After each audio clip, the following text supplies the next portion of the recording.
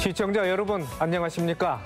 한 주간의 뉴스를 더 깊이 있게 분석하는 전주 MBC 더 체크 이몽진입니다. 예로부터 교육을 백년지 대계라고 합니다.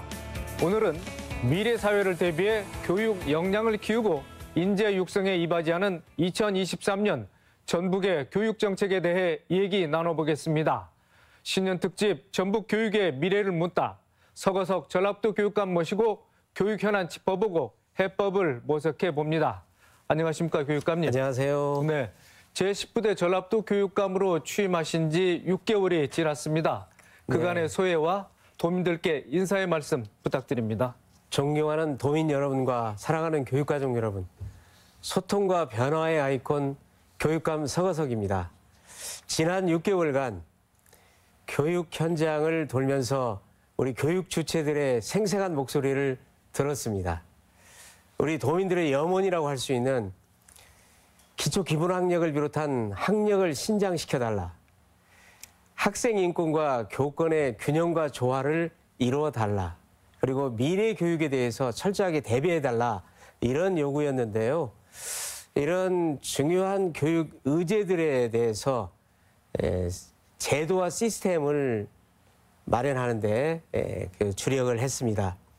그리고 교육은 교육청만의 힘으로는 이뤄낼 수가 없기 때문에 국회, 정부, 또 전라북도를 비롯한 14개 지자체, 의회, 그리고 대학, 유관기관들과 소통과 협력을 하기 위해서 열심히 노력했습니다. 네.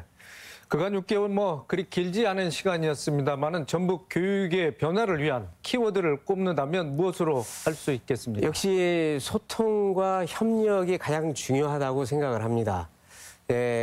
이제 더 이상 전북 교육은 독선과 불통의 시대를 이제 보냈습니다.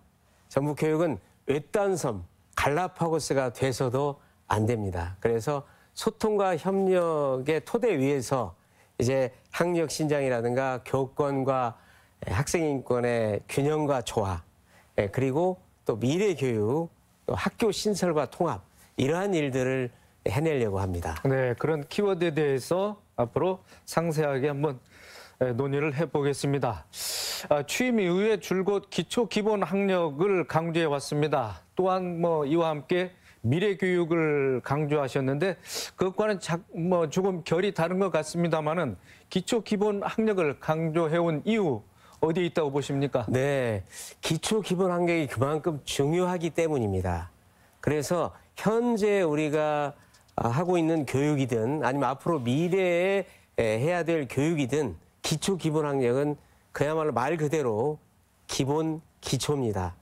그래서 그동안 우리 전북은 한마디로 기초 기본 학력이 전국 최하위권에 속한다 이렇게 말할 수가 있습니다.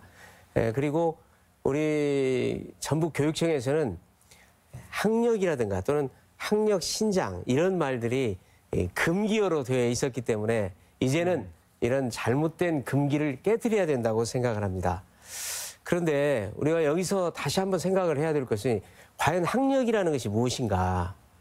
학력은 우리 아이들의 미래를 결정지어주는 중요한 요소입니다.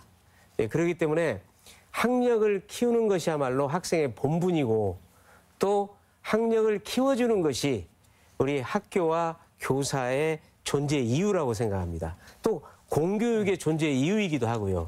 그래서 기초 기본 학력을 키워주지 못하는 학교와 교사는 존재 이유를 상실한다. 저는 이렇게 생각을 합니다.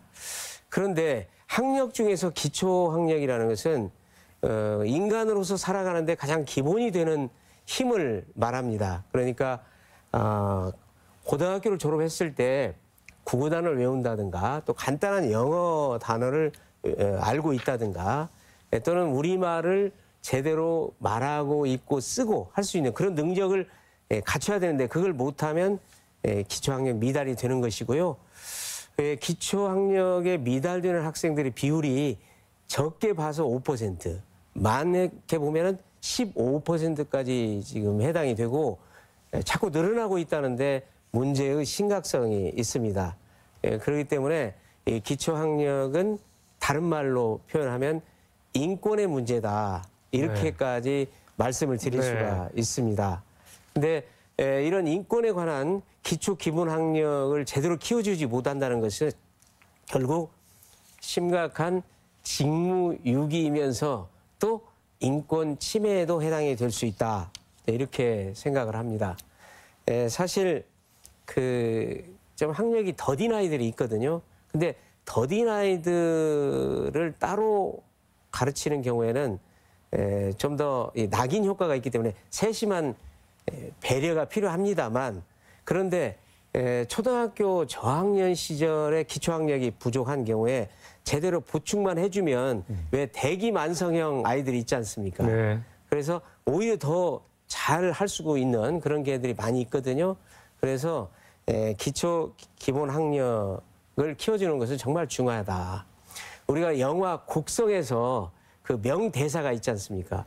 무엇이 중요한디 이런 말이 있는데 정말 중요한 것이 기초 기본 학력입니다. 교육감님 말씀대로라면 이제 기초 기본 학력을 토대로 해서 학력을 신장시키겠다. 네. 이런 말씀이신 것 같고, 물론 그 학력이라는 것은 국영수 점수만을 따지는 건 아니겠죠. 그렇습니다. 그럼 전라북도 교육청이 추구하고 있는 학력 신장의 본질, 그 방향은 어떻습니까? 네, 우리 전북 교육청이 지금 추구하는 학력이라고 하는 것은 미래 학력을 의미하는데요. 기초 기본 학력을 토대로 해서 아이들이 미래 세대를 살아가야 되기 때문에 미래 세대에 필요한 여러 가지 역량들, 이것을 갖추도록 하는 것이 결국 학력 신장이라고 볼 수가 있거든요. 좀 미래 세대에 갖춰야 될 가치하면 생태 환경이라든가 또는 미래 역량에는 비판적 사고력, 창의력, 협업 능력, 그리고 또 이렇게 소통하는 능력, 네. 거기에다가 자기 주도성, 그리고 예술적 감성과 인문학적 소양, 이런 역량들이 이제 미래 역량이기 때문에 기초 기본 학력을 토대로 해서 미래 역량을 키워주는 것이 우리 전북 교육청이 추구하는 학력이다, 이렇게 말씀드릴 수가 있습니다. 네, 알겠습니다. 뭐 좀 전에 말씀하셨지만은 기초학력 미달이라고 할 때 뭐 중고등학교를 졸업했는데도 구구단을 외우지 못한다거나 기본적인 영어 단어를 이제 구사하지 못하는 경우가 있다고 그러는데 실제로 그런가요? 그렇습니다. 그 적게 봐서 한 5%, 많게 보면 15% 정도에 해당하는 아이들이 그런 정도의 수준입니다. 그러니까 이제 수능 시험을 좀 하고 비교를 해본다면은 그 8, 9등급에 해당되는 아이들이 바로 기초학력에 미달되는 아이들이거든요. 근데 우리 전라북도가 이제 작년에 발표된 것에 의하면 8, 9등급에 해당되는 아이들이 상당히 많이 있는 걸로, 그래서 그 우려할 만한 수준이다, 이렇게 생각을 합니다. 네, 그런 학생들에 대해서는 이제 맞춤형이라고 그럴까요? 아무튼 네. 선택을 해서 집중적으로 교육을 해야 할 텐데 거기에 대한 또 교사들도 배치해야 될 것 같고요. 그렇습니다. 네, 어떤 네, 그래서 있을까요? 이제 기초학력을 더 세워줄 수 있는 그런 협력 교사를 네. 금년에 네. 한 100명 정도, 그리고 또 그 좀 더딘 아이들을 도와줄 수 있는 학습 튜터, 네. 선생님이죠. 네. 튜터를 한 300명 정도 이렇게 특별히 배치해서 우리 아이들에게 지원을 해줄 생각입니다. 네, 알겠습니다. 네, 오는 3월에는 또 진단 평가를 실시하겠다고 했습니다. 네. 그런데 획일적인 전수 평가다, 또 줄 세우기가 될 수 있다는 우려의 목소리도 나오고 있는 거 알고 계시죠? 그렇습니다. 교육감님께서는 이 부분 그러면 어떻게 설명을 하실 수 있겠습니까? 네, 우리 금년에 3월하고 12월에 우리 초등학교 저학년부터 고등학교 학생들까지 이제 기초 학력에 대한 진단 평가를 할 예정이고요. 또 3월과 12월 중간에는 얼마나 향상이 돼 있나 해가지고 또 향상도 평가를 할 예정입니다만은 이게 전체적으로 학생을 대상으로 해가지고 시험 평가를 하게 되니까 이거 줄 세우기가 아니냐, 이런 우려가 있는 걸 잘 알고 있습니다. 그런데 전혀 이것은 줄 세우기도 아니고 우려할 필요도 없다고 생각을 합니다. 왜냐하면 전체 학생을 대상으로 해서 평가를 하고 그 나온 결과에 대해서 등수를 매기고 또 전체 학생에게 공개를 한다면 그건 명백한 줄 세우기가 되겠죠. 또 지나친 경쟁을 조장하는 결과가 되겠고요. 그런데 우리는 그렇게 하지 않고 전체 학생을 대상으로 해서 평가는 하되 등수를 매기지 않습니다. 퍼센트로만 표시하고 그리고 그것을 그 아이와 부모님에게만 알려드리고 전체에게 공개하지 않습니다. 네, 그렇기 때문에 이것은 마치 우리가 그 주기적으로 또 정기적으로 건강검진을 해서 건강 상태를 체크하고 진단을 받고 처방에 의해서 또 치료를 해가지고 건강을 회복시키는 것과 마찬가지다 이렇게 생각을 합니다. 그래서 학력도 정기적으로 점검, 검사를 해야 된다. 그렇기 때문에 우리가 이 엄청난 정보화 시대에 아이들의 학력에 관한 정보를 생산하지도 않고 또 제대로 알려주지를 않게 된다면 이것은 알 권리 차원에서 볼 때 또 명백한 그 해야 될 일을 안 하는 직무유기에 해당이 된다 이렇게 생각을 할 수 있습니다. 현재는 중학교 1학년하고 초등학교 6년 7년간 이게 학년 전체를 대상으로 하는 평가가 없다 보니까 결국 7년 동안 깜깜이로 지내다가 이제 중학교 2학년을 맞이하게 되니까 많은 혼란이 뒤따릅니다. 그래서 이제 선택을 해야 되는데 우리가 7년 동안 깜깜이로 지내서 중2를 맞이하게 해가지고 또 자포자기하는 그런 아이들을 더 늘어나게 할 것인가 아니면 미리미리 점검을 하게 해서 그것을 충분히 보충할 수 있는 기회를 줄 것인가 이 선택을 해야 됩니다. 네, 알겠습니다. 또 한편 이제 교육감님께서는 학생 중심의 미래 교육에 기치를 내거셨습니다. 전북 교육을 출범시킨 지 6개월이 지났습니다만은 사실 미래 교육이라는 그렇게 생소한 용어는 아닙니다만은 여기에 대해서 잘 알고 있는 분이 많지는 않은 것 같습니다. 교육감께서 생각하고 계시는 미래 교육의 실체라고 그럴까요? 네. 어떤 내용을 담고 있는지 좀 소상히 좀 말씀을 해주시죠. 현재 우리가 아이들에게 가르치는 교육이든 아니면 앞으로 미래를 향해서 나아가면서 가르치는 교육이든 기초 기본 학력은 기본적으로 이건 전제가 돼야 됩니다. 그래서 기초 기본 학력을 토대로 해서 이제 아이들이 필요한 미래의 가치, 생태 환경과 같은 그런 가치도 가르쳐야 되고 또 앞으로 미래 세대를 살아가야 될 아이들이 갖춰야 될 역량들 7가지 역량입니다만 아까도 말씀드렸습니다. 그래서 비판적 사고력이라든가 창의력 또 함께 해나갈 수 있는 협업 능력 또 이 소통 능력 예술적 감성과 인문학적 소양 거기에다가 이제 주도적으로 할 수 있는 자기 주도성 이런 7가지의 역량을 키워주는 것이 이제 미래의 교육이다 이렇게 말씀드릴 수가 있는데 기초 기본 학력을 토대로 해서 미래 역량을 키워주기 위해서는 실제로 수업에서 많이 바꿔줘야 합니다. 우선 수업의 질이 높아져야만 잠자는 아이들을 깨울 수가 있습니다. 이제 수업의 질을 높이는 방법이라고 한다면 역시 교사의 그런 자발성이 필요한데요. 전문적 학습 공동체를 활성화시켜서 이제 수업의 질을 높이는 이런 방법이 있고요. 그 다음에 이제 그 보조 수단으로서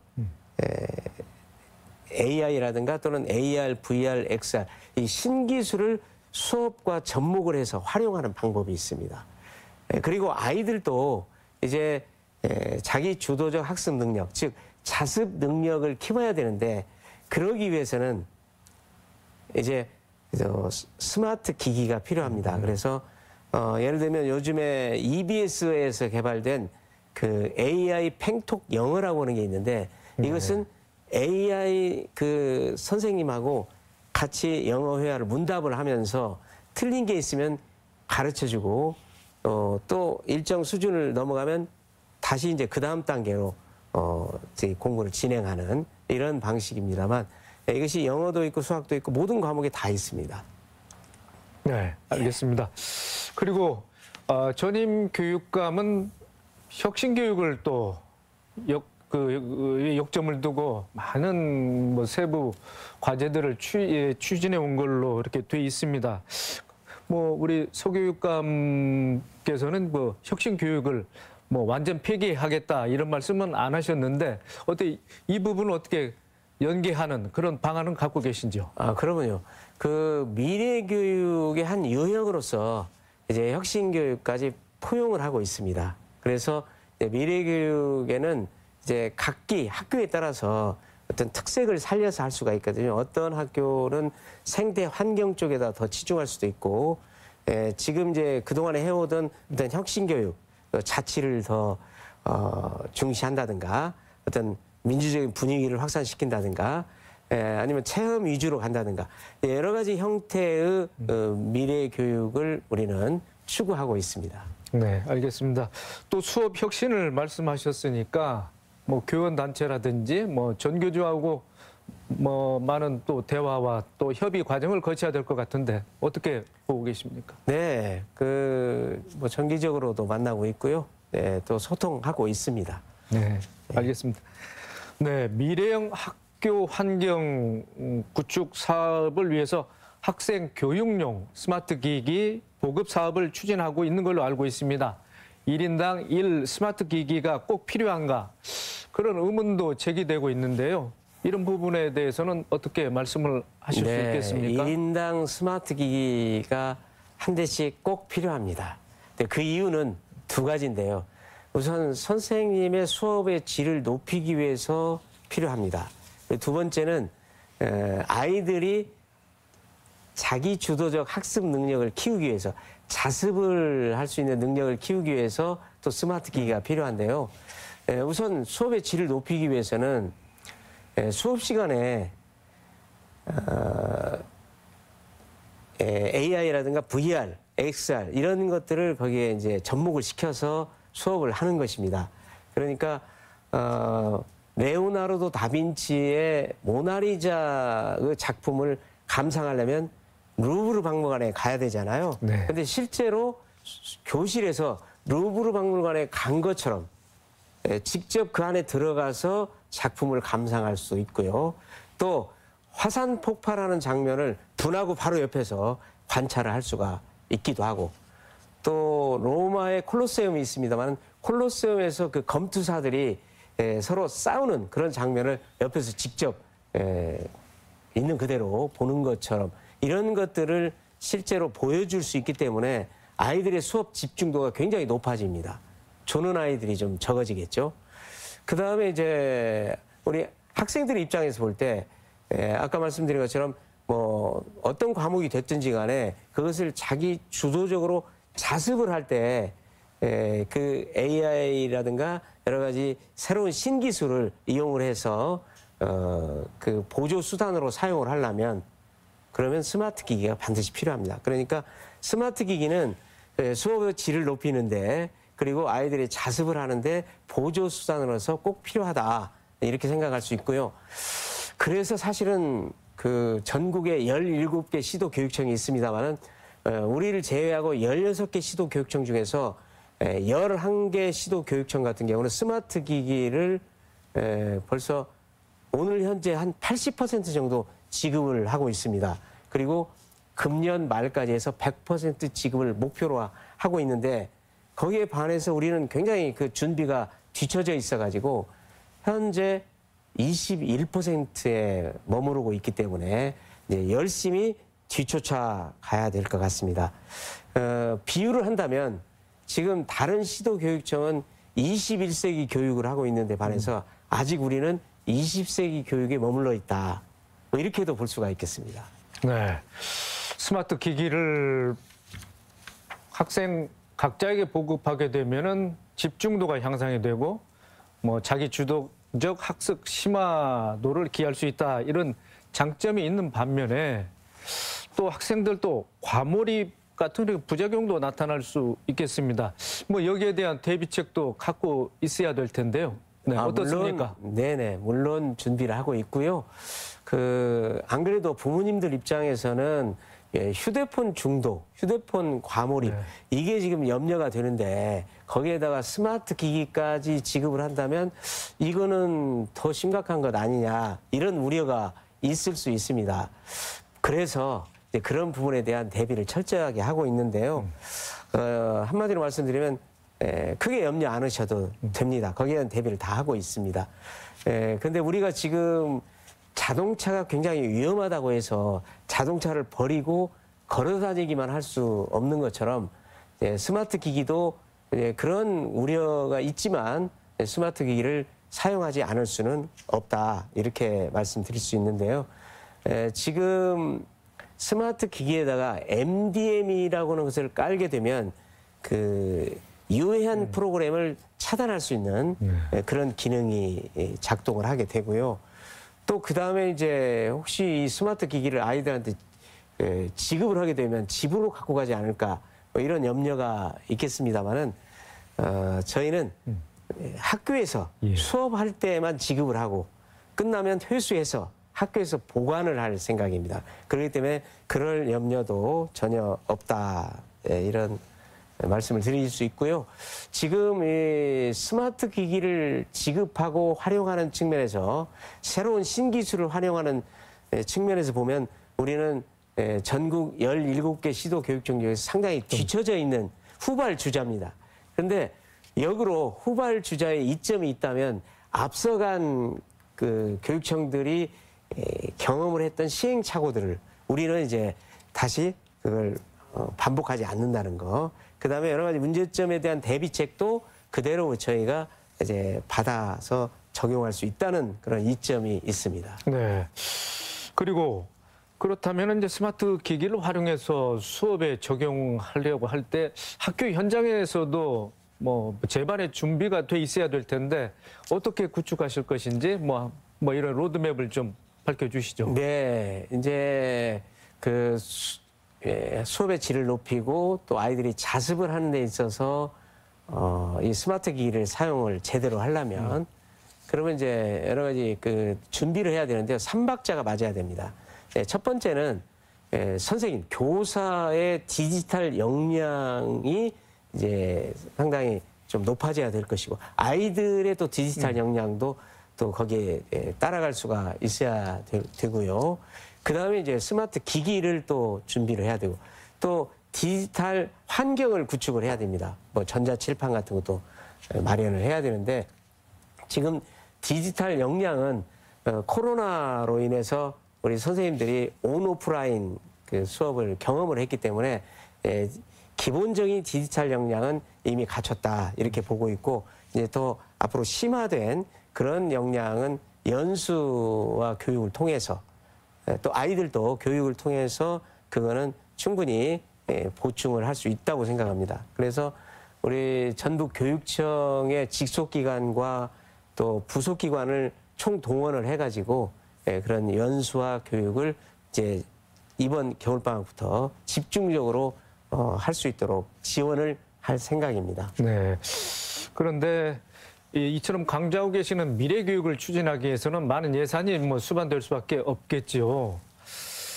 얼마 전에 고등평생교육지원 특별회계법 제정안이 국회에서 통과가 됐습니다. 따라서 지방교육재정 교구분이 줄게 됐는데 교육감님이 추진하신 그 교육정책에 어떤 차질을 빚을 우려는 없습니까? 네, 지금 유초중고 예산에서 1조 5천억을 3년간 한시적으로 빼서 지금 빈사지경에 있는 그 부족한 재정 때문에 어려움을 겪고 있고 그런 이 대학에다가 지원을 하겠다, 그렇게 발표가 됐는데요. 아무래도 1조 5천억이 빠져나가면 약간의 지장은 있겠습니다만 그동안 또 우리가 비축해둔 그런 예산이 있기 때문에 큰 틀에서 보면 영향은 없다 이렇게 볼 수가 있고요. 사실은 지금 유초중고 경우에도 40년 이상 된 건물이 많기 때문에 새로 개축을 하는데 많은 비용이 듭니다. 그리고 또 지금 고등학교까지 의무 교육을 해야 되기 때문에 거기에도 예산이 들어갈 것이고 또 성면 제거를 하는데도 또 예산이 들고 뭐 그 외에도 이제 에듀테크 환경 그러니까 스마트 기기를 지급하는데도 예산이 들기 때문에 사실은 교육 예산이 넉넉하지는 않습니다만 그래도 그런 대로 우리가 충당할 수 있을 것 같습니다. 네, 알겠습니다. 네, 이어서 교육 협력과 교육 현안에 대해서 한번 알아보겠습니다. 교육감께서는 이제 취임 후에 전라북도를 비롯해서 여러 지방자치단체와 교육 협력 행보를 취하고 계신데요. 어떻게 가시적인 성과가 나타나고 있습니까? 어떻습니까? 그렇습니다. 예, 역시 교육은 교육청만의 힘으로는 제대로 이뤄낼 수가 없습니다. 그래서 국회, 정부, 또 전라북도를 비롯한 지자체, 의회, 그리고 대학, 또 유관기관과 함께 힘을 모을 때 시너지 효과를 낼 수가 있는데요. 지금 우선 농촌 유학, 작은 학교를 살리는 방편입니다만은 농촌 유학을 지금 활성화시키는 데 있어서도 전라북도와 서로 협력하고 또 서울교육청, 서울재경도민회와도 함께 힘을 합해서 잘 추진을 하고 있습니다. 네, 알겠습니다. 네, 전북교육이 관계 기관과 함께 도내 교육 현안을 공유하고 또 대안을 찾을 수 있어야 하는데 이 부분에 대해서도 상당히 공력을 들이는 것 같습니다. 네네. 내용을 소개해 주시죠. 네, 지금 우리 김관영 지사님 특별히 또 관심을 많이 가지고 적극적으로 여기에 지금 협력을 하고 계시고요. 또 여러 개 시군, 또 의회 다들 함께 힘을 합치고 있습니다. 그래서 지금 돌봄이라든가 또는 방과후 학교 또 이제 글로벌 해외 연수 학생들을 해외로 보내는 거죠. 그리고 또 진로 진학 지도라든가 또 평생 교육 여러 가지 측면에서 지금 서로 협력을 하고 있습니다. 네. 교육 협력을 통해서 해결해 나가야 할 문제점이 많은 것 같습니다. 그중에서 돌봄이나 방과후 학교, 폐교 활용 문제 등이 있을 것 같은데 이런 부분에 대해서는 어떤 생각을 갖고 계십니까? 그렇습니다. 그래서 돌봄, 방과후 학교, 폐교 활용을 어떻게 할 건가 네, 이런 문제를 비롯해서 또 학교를 지금 아파트 밀집 지역에는 신설을 해야 되거든요. 그리고 또 통합도 해야 되고 그래서 이런 문제는 다 지자체하고 공조를 해야만 원활하게 이 문제를 해결할 수가 있습니다.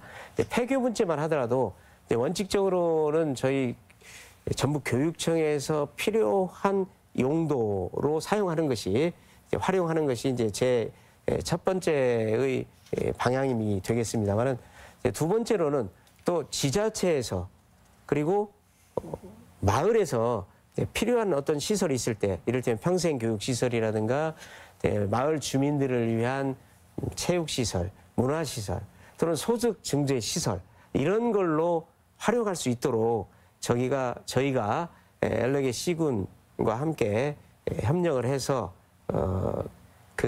폐교를 또 매각하는 방안도 생각하고 있습니다. 네, 관계 기관과의 이런 협력, 협조도 하는 동시에 또 전북교육이 전국교육과 또 협력을 하는 이런 사업도 있습니다. 일명 전북형 농촌 유학 시책인데 그가 좋은 반응을 얻었습니다만은 또 보완해야 될 점도 있고요. 또 어떤 부분으로 또 확대가 되는지 말씀을 해주시죠. 네, 이제 지난 6개월간 짧은 기간이었습니다만은 전라북도에서 6개 학교가 협력 학교로 지정이 돼가지고 서울에 있는 아이들이 와서 이제 유학 생활을 했고 그것이 이제 TV에서도 방영이 됐습니다. 그래서 그 모습을 보고 너무 행복해하고 또 만족도가 높기 때문에 그걸 보면서 여러 지역에서 시군에서 우리도 우리 유학생들을 받아들이겠다 해가지고 신청하는 지금 지역이 많이 늘어나고 있습니다. 그래서 지난 학기에는 6개 학교였다가 지금 22개 학교로 늘어났고요. 또 초등학교만 거기에 해당이 됐었는데 이번에는 중학교까지 이제 확대를 해서 앞으로 이 부분은 더 활성화가 될 걸로 생각이 되고요. 현재 농촌 유학, 농산 어촌 유학의 유형은 3가지가 있는데요. 첫 번째는 가족들이 전체 내려와서 거기에 살면서 학교에 다니는 가족 체류형이 있고, 두 번째는 이제 하숙 개념이 되겠죠. 홈스테이형. 아이만 와서 여기서 공부하는 그런 타입이 있고, 세 번째는 이제 그 일종의 기숙사형인데 시군에서 유학센터를 만들어 가지고 거기에서 살면서 또 학교를 다니는 3가지 유형이 있습니다. 네, 지난해 말에 뭐 논란이 된 사안인데요. 통합 운영 학교죠. 뭐 통합 운영 학교 대상에 올랐던 뭐 전주 곤지중학교와 완산 초등학교는 통합이 확정됐지만은 전주 효정중학교하고 완산 서초등학교는 통합 찬반 투표에서 통합이 무산됐습니다. 네, 재투표를 요구하는 측도 있었고 결과에 승복하지 않은 측도 있습니다만은 앞으로 이 난제 어떻게 풀어가실 작정이신지요? 네, 이 문제는 원래 6년 전에 우리 전주 에코시대 화정중학교 그리고 혁신도시의 양현중학교 2개를 이제 신설을 할 때 아파트가 밀집되어 있고 아이들이 많기 때문에 신설을 해야 되지 않겠습니까? 네. 그때 그 교육부에서 조건부로 구도심에 있는 원도심에 있는 2개의 중학교를 폐교를 해라. 그런 조건부로 해서 2개를 신설을 했거든요. 근데 이제 그 의무 이행을 사실은 작년까지 해야 됩니다. 그런데 이제 전임 교육감 때 이제 그거를 하지를 못했어요. 그래서 제가 취임한 뒤에 몇 개월 되지도 않는데 그 짧은 기간에 폐교를 2개를 시켜야 되니까 어렵지 않습니까? 저희가 이제 아이디어를 냈습니다. 그래서 폐교할 게 아니고 초등학교하고 중학교하고 통합을 시키면 그러면 폐교한 걸로 인정을 해줍니다. 2개를. 그래서 이제 완산초등학교하고 그 다음에 그 곤지중 그리고 효정중학교하고 완산 서초하고 이렇게 2개씩 짝을 이뤄서 이제 통합을 하려고 했었는데 그 완산초등학교하고 곤지중학교는 성공이 됐죠. 성사를 했고 효정중학교는 하고 완산 서초는 유감스럽게도 결국 성사를 시키지를 못했습니다. 그래서 앞으로 이제 시간을 두고 이 문제는 이제 어차피 또 1개를 더 이게 통합을 시키지 않으면 그러면 안 되고요. 금년에 이제 일단 저희가 그 벌칙을 받습니다. 140억 원의 예산이 결국 2개 중에서 1개를 이행을 못했다 해가지고 삭감이 되는데 이제 그거는 결국 우리 학생들하고 우리 전체 학생들 그리고 도민들에게 피해가 가는 거죠. 그래서 이제 금년 중에 이제 시간을 두고 또 그 학교를 통합을 이제 같은 급끼리 중학교를 통합을 할 건지 아니면 또 초, 중 통합을 할 건지 더 이제 고민을 해야 될 것 같습니다. 네. 뭐 이 같은 사례도 어떻게 보면 지역 소멸 위기하고 맞닿는 것 같습니다.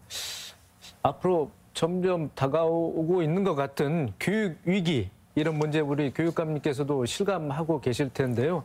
어떤 대비책을 갖고 계신지 좀 우리 도민들께 좀 말씀을 해주시죠. 네, 인구 소멸, 지방 소멸, 또 학교 소멸 절감하고 있습니다.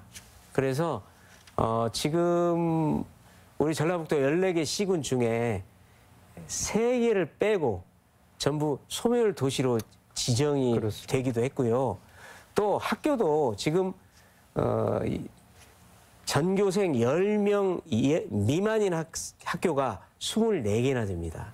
그리고 학생이 1명인 학교가 2개가 있고요.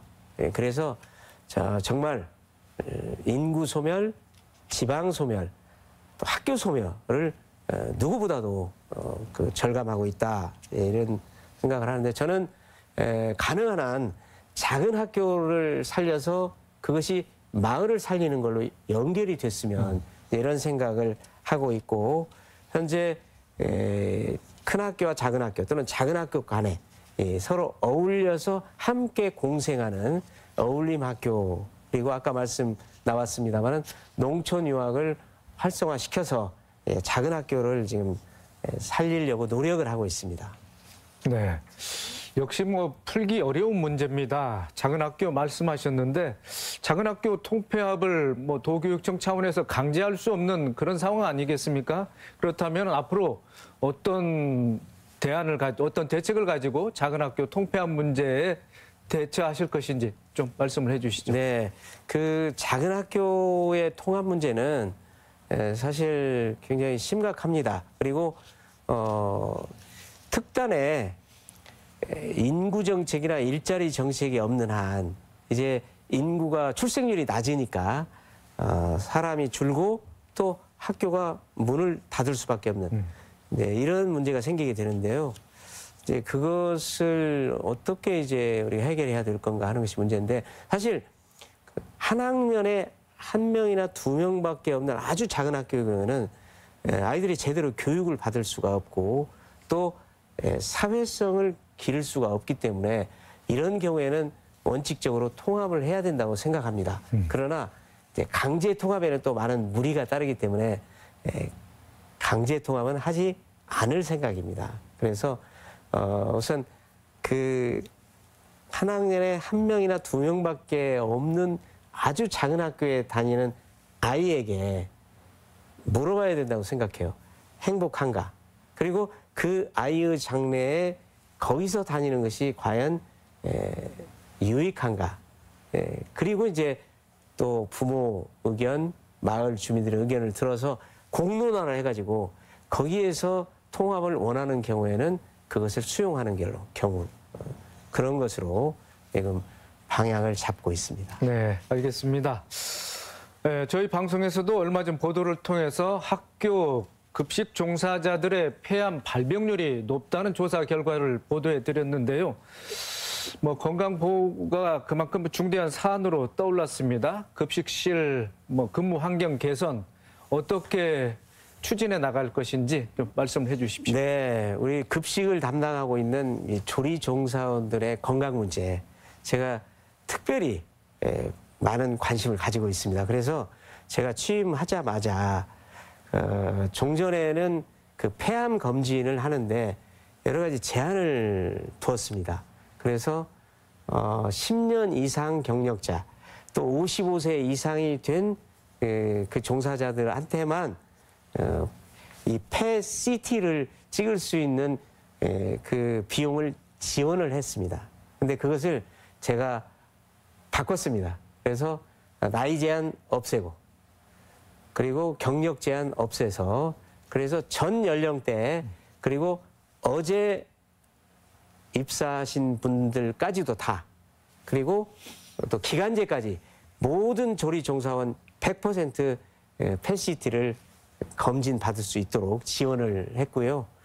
그 다음에 이제 결국 조리 종사원들의 건강이 문제가 되는 것은 이 환기 시설, 이 배기 시설을 어떻게 할 건가 그게 문제인데 제가 전수조사를 시켰습니다. 그리고 그것을 이제 할 수 있는 한 가능한 한 빨리 이것을 전원 교체할 수 있도록 이렇게 좀 조치를 했습니다. 네. 또 다른 질문 해보겠습니다. 오늘 3월부터는 조직 개편이 시행됩니다. 어떤 방향으로 진행할 것인지 말씀을 좀 해주시죠. 네.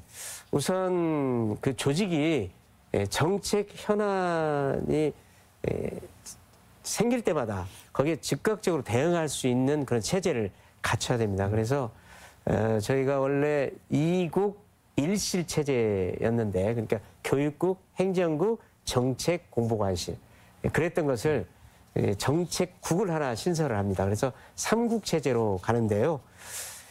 이것은 사실 전국 17개 시도교육청 중에서 저희하고 한 개 정도를 제외한 나머지가 전부 이미 오래전부터 3국 또는 사국 체제로 운영이 돼 왔습니다. 그래서 우리는 굉장히 늦은 감은 있습니다만은 지금부터라도 그렇게 갈 예정이고요. 그 다음에 조직이 이제 기능 중심에서 대상 중심으로 개편을 하려고 합니다. 그래서 예를 들면 학교 교육과라고 하는 곳이 있는데요. 여기는 그 유치원부터 초, 중, 고, 특수학교까지 무려 20만 명 학생을 대상으로 그걸 총괄하는 부서입니다. 너무 많기 때문에 이것을 2개 과로 분과를 할 예정이고요. 그 다음에 이제 사회 환경적 변화가 또 있기 때문에 거기에 따라서 요즘에 이제 안전 문제가 굉장히 좀 중요하지 않습니까? 그래서 안전 문제나 노사 문제, 그리고 40년 이상 된 노후 건물을 개축을 대대적으로 하기 때문에 그린 스마트 미기래 학교 추진단이라고는 부서를 따로 신설을 합니다. 그리고 마지막으로 이제 직속기관의 기능도 개편을 합니다만은 우리 직속기관 중에 교육연구정보원이라고 하는 곳이 있습니다. 이것을 미래교육연구원으로 바꿔가지고 연구 기능을 더욱더 확충하는 것으로 지금 계획하고 있습니다. 네, 알겠습니다. 네, 학생의 인권은 아무리 강조해도 지나치지 않습니다만은 그간 상대적으로 뭐 교권은 추락했다는 지적이 많이 나오고 있는데 앞으로 여기에 대해서는 어떻게 대응하시겠습니까? 네, 그 교권과 학생 인권은 서로 대립적인 개념은 아닙니다. 마치 동전의 양면처럼 서로 불가분의 관계가 있는 것인데요. 이제 그동안 학생 인권이 거의 무시당하다가 지난 기간 동안 학생 인권을 많이 올렸습니다. 저는 그건 잘한 일이라고 생각합니다. 다만 아이들에게 권리와 자유를 가르치면서 자기의 권리와 자유의 주장이 옆에 있는 친구의 권리와 자유를 침해할 수 있고 특히 수업을 방해하는 경우에는 그게 옆 친구의 학습권을 침해하기도 하고 더 나아가서는 교권 침해에 해당이 될 수 있다고 하는 것을 보다 명확하게 좀 교육시키지 못한 아쉬움이 있지 않나 이렇게 생각이 돼서 앞으로는 그 부분을 명확하게 하려고 생각을 하고 있습니다. 저는 그 교육에서 가장 중요한 역할을 하는 제1 주체는 누가 뭐라고 해도 바로 교사라고 생각합니다. 그렇기 때문에 교사의 교권이 흔들리게 되면 수업은 흔들릴 수밖에 없습니다. 그리고 생활 지도도 불가능합니다. 생활 지도가 불가능하게 되면 선생님들이 이 아이들에 대한 애정과 관심을 거둬들이기 때문에 결국 피해는 아이들에게 돌아갑니다.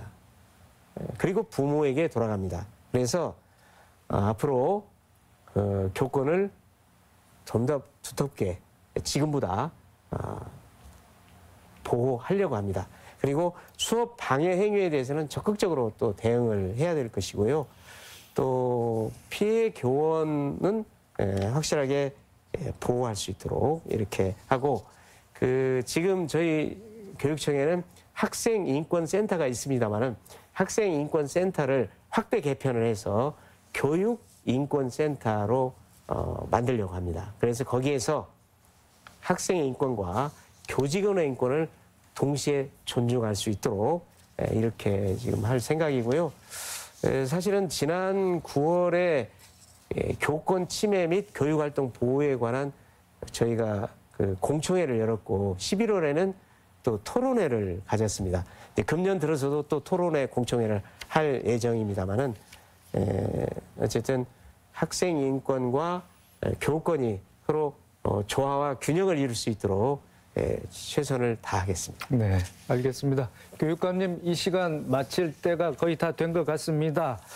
마지막으로 우리 교사와 또 학생, 학부모, 도민들께 당부하고 싶은 말씀 해주시고 이 시간 마무리하도록 하겠습니다. 네, 존경하는 전북 도민과 사랑하는 교육가족 여러분, 2023년 새해가 밝았습니다. 지난 한 해 전북 교육의 대전환을 기대하면서 함께해 주시고 또 성원해 주시고 격려해 주신 전북 도민 여러분께 머리 숙여 감사드립니다. 금년에도 우리 전북교육청은 우리 아이들의 소질과 적성에 따라서 꿈을 키우고 또 성장할 수 있도록 실력과 바른 인성을 키울 수 있도록 최선의 노력을 다하겠습니다. 항상 건강하시고 또 좋은 일만 가득하시길 빌겠습니다. 감사합니다. 네, 교육감님 오늘 교육 현황과 정책 비전에 대해서 소상히 말씀해 주셔서 고맙습니다. 감사합니다. 수고하셨습니다. 교육을 백년지 대계라고 하고 교육감을 흔히 소통령이라고도 합니다. 교육이 그만큼 모두의 관심사이고 교육감의 역할 또한 중요하다는 반증일 겁니다. 그 어느 때보다 전북교육에 대한 관심이 필요한데요. 학생과 학부모가 행복하고 교사가 존중받고 교육 공동체 전체가 웃을 수 있는 전북 교육의 미래를 기대해 봅니다. 신년 특집 더 체크 전북 교육을 묻다 여기서 마칩니다. 시청해 주신 여러분 고맙습니다.